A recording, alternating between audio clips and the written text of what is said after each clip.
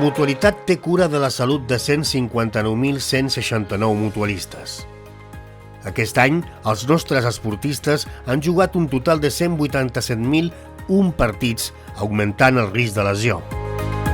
Durant 2018, 1.463 jugadors han hagut de passar pel quiròfan. La seu central a Barcelona ha efectuat 21.345 visites mèdiques. 8.999 pacients han requerit de proves diagnòstiques. Ressonàncies magnètiques nuclears, 4.585. TACs, 303. Gammagrafies òssies, 93. Ecografies, 4.018. Els jugadors han necessitat 110.519 sessions de rehabilitació. Les lesions més freqüents són als membres inferiors, 16.292. Les més serioses són les produïdes al cap, 1.186. La més greu és el trencament de lligaments, amb 901 lesionats. Aquest any s'han lesionat 693 jugadors de LSA.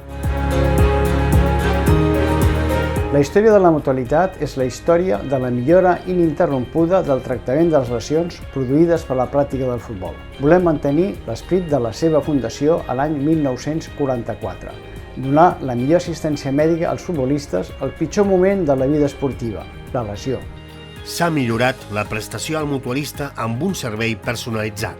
Des del 2011 s'han atès 172.320 lesions.